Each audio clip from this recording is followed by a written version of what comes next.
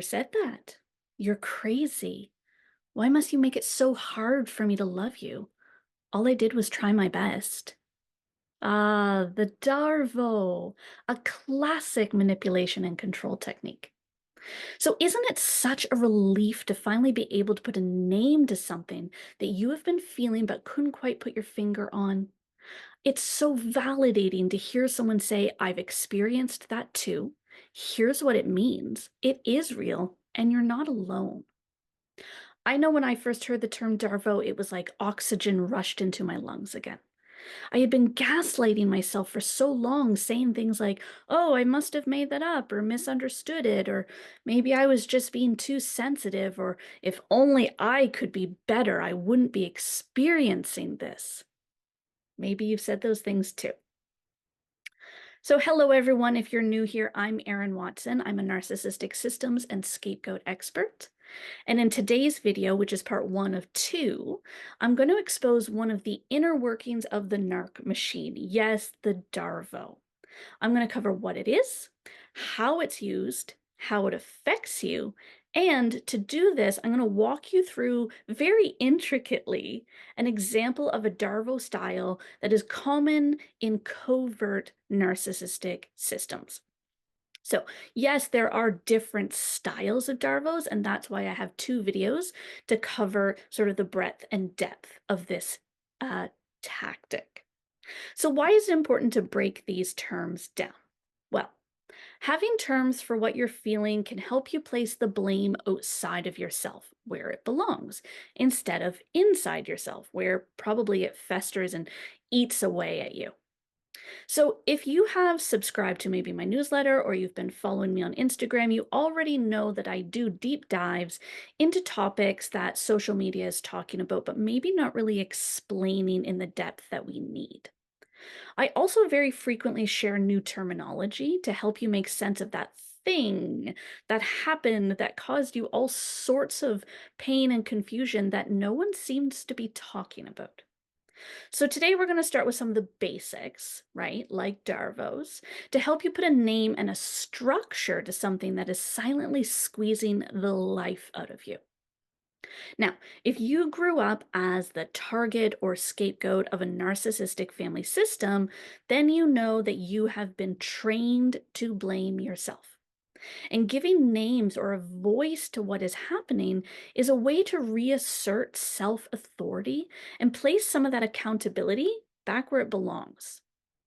And like any insidious disease, the DARVO deserves a proper autopsy. Knowing what we're working with can protect us better and help us become immune to its attacks. So we want to expose the guts of the DARVO, and doing so, therefore, it will have a lot less power over us. So that's where we're going to begin today. All right, what is a DARVO?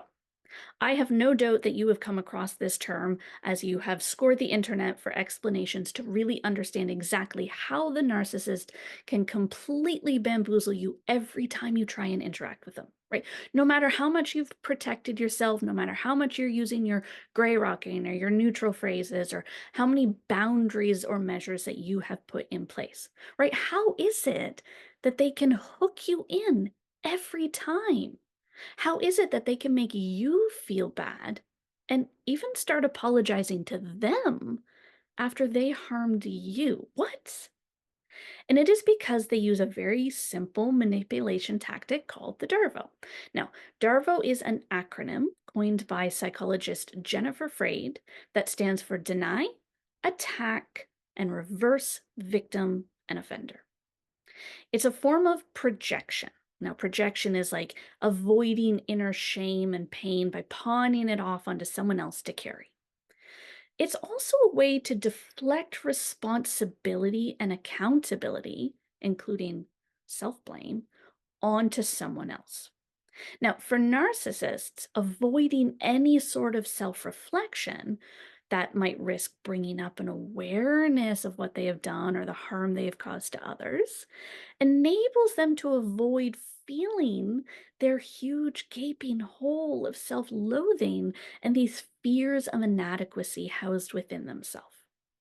So, The cornerstone, therefore, of a DARVO is gaslighting. When we deny something that we have done, we distort the other person's feelings and perceptions about the incident.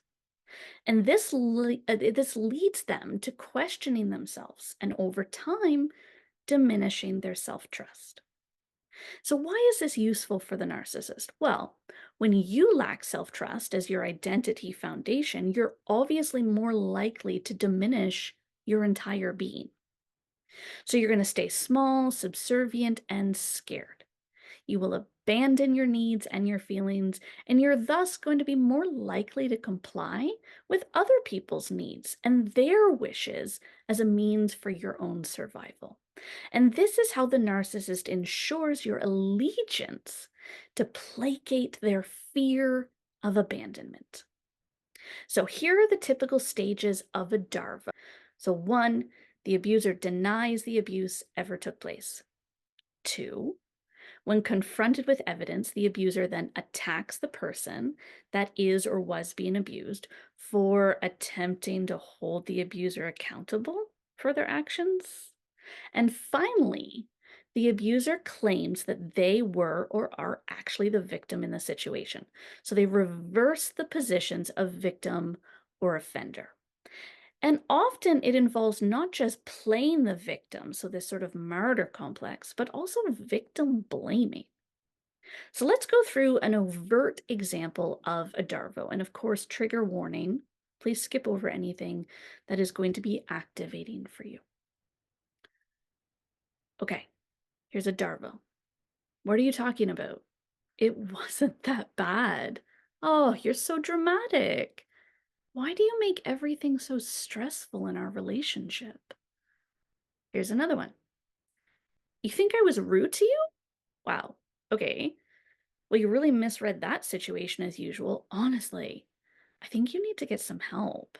It's like you can't just accept me for who I am. Or, I can't believe you're saying I hurt you. It's never enough for you, is it? I think you're really toxic, and honestly, I don't feel safe around you anymore. Now my heart is broken because all I ever did was love you and be a good mom to you, and this is what I get in return. As you can see in my terrible dramatizations, in each of these examples, the perpetrator denies or downplays their harmful behavior in order to avert responsibility. Then they attack your perceptions, your credibility, or even your motivations for speaking up and holding them accountable in the first place. So these are offensive tactics, and they're meant to divert attention away from any evidence of the abuse, and that is by discrediting or undermining you as a person. And finally, they offer a narrative twist to make you question yourself and step into the role of supporting them.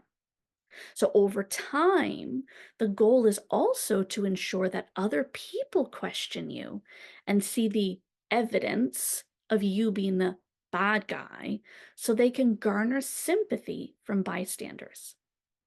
So, in addition to being gaslit, your character is destroyed and you suffer the traumatic invalidation of other people victim blaming you when you need support, safety, and validation the most. Ouch. Okay, so that's what's happening during a blatant DARVO, right? It's that awful. But scapegoats know that most of the abuse that they experience is subtle, to the point of undetectable to outside eyes. And this can really make one question oneself, understandably. So for that reason, I'm actually now going to walk you through an example of a very subtle DARVO to really flesh out how it can look and feel and how it can creep up on you and really take you down, right? And then there you are laying face flat on the ground and you don't even realize what's happened. Like you're already KO'd. Okay, so I'm offering you this because in narcissistic system abuse and scapegoating, this happens so often and so subtly that you genuinely might believe that you got things wrong or were in the wrong. And furthermore, in narcissistic systems where abuse and bystander betrayal is driven by the scarcity of love and attention and acceptance and safety, Darvos are often used as scams to take advantage of your deep desire to feel close to a parent. So I'm going to show you what I mean in this example. And I will say, okay, please note, this is obviously a made-up example. It does not depict any one person's experience. It's made up of the main components of many people's stories, and that's to make it feel familiar. So if your story or experience doesn't match up, it doesn't mean you read the situation wrong. It doesn't mean it wasn't a Darvo. Above all, please trust yourself, your perceptions, your feelings, instincts, and experience. And of course, trigger warning again, I will say that a lot. This includes a depiction of verbal abuse and emotional neglect. Okay, let's go. Here's the scenario. Let's say you just experienced a breakup and you call your, in this case, mom for support. And she says something mean like, "Oh, honey, I'm not surprised they dumped you. I saw this coming a mile away. You've always had so much trouble keeping a man." Okay, this is an abusive statement, but chances are subtle jabs like this have happened your whole life. And so while it smacks you emotionally, it also probably feels pretty normal, and you may have even been groomed to believe it was deserved. So in this scenario, you'd likely feel shocked and stunned, right? You were going in for support. But given your narcissistic training, right, you're being brainwashed by an abusive narcissist, you probably wouldn't contradict her. So instead, you may, on total autopilot, go into fawn mode, whereby in order to not sever the connection with your mother, you might actually agree with her or let it slide. You might say something like, "Yeah, I know, I thought I got it right this time." Or you may play right into what she trained you to think and say, which is, "You're right, I was wrong. This was my fault." So then she can actually act like the hero who comforts you for your brokenness. "Oh, there, dear. You'll figure it out someday." So this is the setup, right? We actually haven't even gotten to the Darvo yet. It's not snuck up on you. And most of you will face Darvos after you first take some time to process an abusive moment that happened, right? So you're going to come back and you're going to go, "Wait a minute, but that hurt." Okay, I'm also going to pause for just a second because I want to do some radical validation. It would be totally reasonable and common if you left that encounter like a deer in headlights. And maybe you even silently chastise yourself later for not being strong enough to stand up to her. And in a way, I like to call these like ghost Darvos, right? Because she didn't even need to complete the Darvo. She still managed to make you feel small, at fault, and guilty. Okay, so we're going to move on to the next step on the Darvo train of doom and destruction. Okay, this is where you come back to your parent, and you expect them to be more self-aware and reasonable. So you maybe give them another chance to quote unquote better understand their behavior so that they can parent appropriately this time. This is the re-engagement phase. And understandably, I think most of us in a situation like this will try and try and try again with our bids for connection. That's just innate. So this is when we move from fawn mode to fix mode. They're still both survival modes. And you might think things like, well, if I can just explain what happened, she will see her error and finally she will offer the love and the support that I need, right? So I just need to show her how to love me. So you end up doing the sort of emotional work for the parent. You're planting seeds of fact and feelings in the hopes that the accountability will grow, and better behavior will bloom out of your efforts. Now, of course, here's the fallacy in all of that. We think that if we explain what happened more clearly, our parent will suddenly become healthy and emotionally available or mature. We assume it was our fault for not communicating better. We assume that simply they don't understand how to be a parent and that we can teach them and we can fix them, right? This is parentification. So we don't always remember that they are actually committed to their toxic ways because it benefits them, right? So regardless of the harm to you, this is actually their coping strategy for their own stuff. So we turn away from these facts and in a way we turn away from them as much as they do because they taught us not to see the truth of their behavior. And to survive, we also have to not see the truth of their behavior.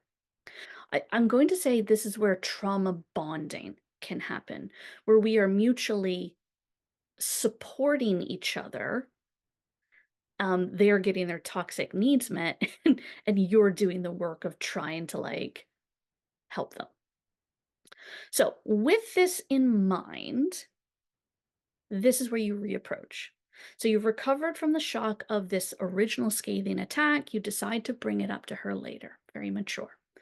And this is your plea for repair. It's, yes, an act of parentification. You are parenting her so that you can get your parenting needs met. Makes sense. But this is where the DARVO really snakes its way in to your interaction. So, deny. We are at step 1. You gently explain how hurtful what she said was. But instead of apologizing, she denies it ever happened. She replies with, I never said that. Like, that doesn't even sound like something I would say. In essence, she lies to your face about her words and her actions, and she's daring you to trust yourself, while also subtly threatening you if you do. So naturally, you're going to stumble and you're going to fumble for another way to get her to take responsibility for her hurtful words by reminding her of the conversation, right? You do trust yourself after all. You're just confused. You're like, does she not remember? Maybe if you jog her memory. But before you can even get a toehold, you find yourself flattened to the ground, right? She has sidestepped your truth. She's picked it up. She's lobbed it back at you like a grenade. This is the attack. It is incoming. She says, well, you must have misunderstood or misheard. Oh, you're always misinterpreting things. Even as a kid, you were always creating these narratives, that imagination of yours. You haven't even caught your breath or processed what just happened, and she has shifted the blame towards you. Okay, bonus points, by the way, if she says this in a teasing way, like, aw, you and your narratives, you've always had an imagination making up these scenarios, right? It's like she's acting as if you're in on the joke of her insulting you. Right, so her tone of voice is gaslighting in and of itself because it sounds loving, but it cuts like a knife. Well, you're probably too stunned by now to respond, and you're already going over the scene trying to find ways where you messed it up or misconstrued it. Right? So you so desperately want to connect with your mom. After all, she's putting on that mom mask, right? Where she appears to bond with you over your own demise. And it's like it's all the crumbs that you can get to feel close. So it completely makes sense that you would not only keep trying to connect and fix, but that you would also slowly start to agree with her. So you're going to unconsciously reason that agreeing with her at least gets you a small hug, or I don't know, oftentimes we circle back, right? We circle back to the hero game again, where you get more of those, oh, poor dear, or there, sweetie, peppered with these additional attacks of, I'm sure someday somebody will see the diamond in the rough that you are. What a confusing situation. How do you sit with this dissonance of your mom holding you and connecting with you and tearing you down as she does it? Okay, so this is where the sneaky gut punch comes in, and this is like the bonus add-on to the Darvo knockout. And this is where the complete effectual neglect that you were used to, like the emotional neglect, that care, that comfort, that soothing that you just really never got in life, finally shows up, but it's showing up in a toxic moment. And so it feels good. And somehow it feels better than speaking up and risking her being threatened by your truth, right? Or speaking up and her stonewalling you for a week, giving you the silent treatment. So you have to then like contort yourself because you want to revel in this comfort, quote, quote, being offered. Because after all, these are the times where she feels closest to you. Um, and these are the times where you feel closest to having that caring mom or motherly moment.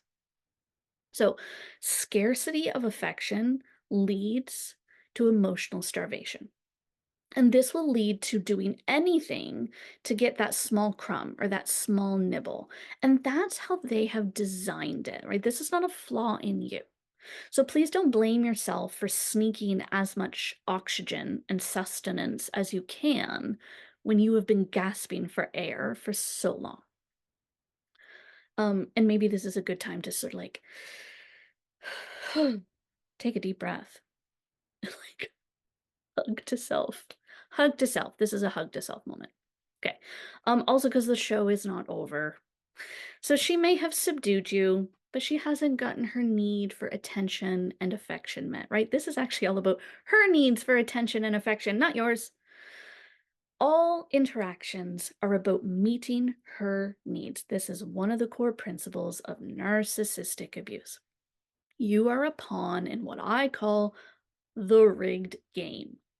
So the game that is set up, specifically twisted, so that she always feels wanted by others, regardless of how many others are actually drowned by her efforts. So now we move on to the next step, which is the reverse victim and offender, right? Because she needs a way, like she's denied what she did, she didn't take responsibility, she's made you feel bad. Okay, so you question yourself. Great, great, great. But how does she then get her needs met? So this is the reverse victim and offender. It is the final stage of the DARVO. And this is the stage where guilt and shame are used to make you sorry you ever tried to hold her accountable or ask for your needs and feelings to be considered. And it's the stage that also ensures that next time she emotionally injures you, that you don't even think to blame her or bring it up, right? This is her guarantee that she could get away with future offenses too. So here's how she goes in for the kill. My terrible acting, I'm sorry. It hurts me so much that you would even think that way about me. I mean, how could you assume that I would be so cruel like that? You know I love you, right? You make me feel like such a bad mom. I don't know what I ever did to deserve such hurtful things. Ooh, playing on your heartstrings, right? She knows you're an empath. She knows you're a highly sensitive person. She knows you will genuinely care about her feelings. So she's daring you to say, I know you love me, right? So she can hear the words of how great a mom she is right after she blindsided you. Way to absolve herself. Clever. So she gleams. Will you vomit out your mouth this bile that is biting you the entire way up? Right? It's like you're choking on the lies that you were obligated to tell her to make her feel good and special. Right? We haven't even touched the fact that in all of this, you have been emotionally neglected. You had a need. I just got dumped. I need comfort. That didn't even factor in.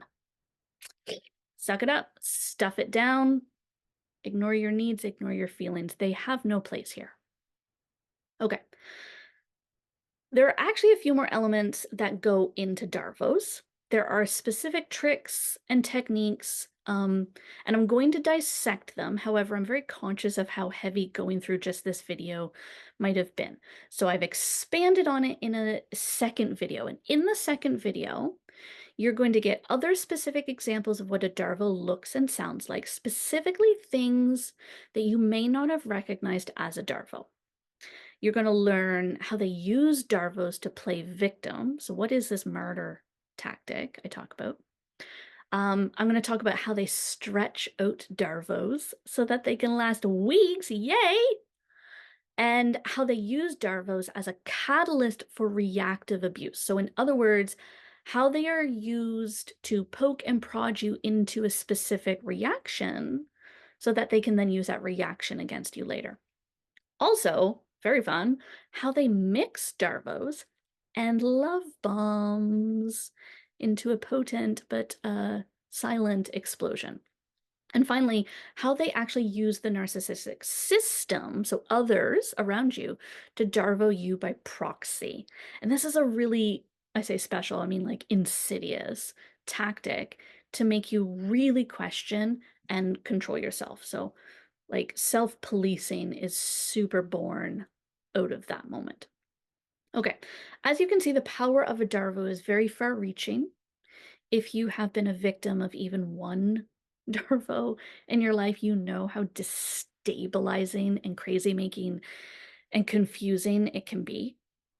And when you've suffered a lifetime of them, it can feel like living in a dense fog that suffocates you from the inside out. So no matter what, I want you to remember this. You can trust yourself. Buried underneath all the narcissistic rubble, your self-trust is still there intact. They try and take it from you. They try and subvert it. They try and obscure it. But it never leaves you. No one can take your self-trust from you.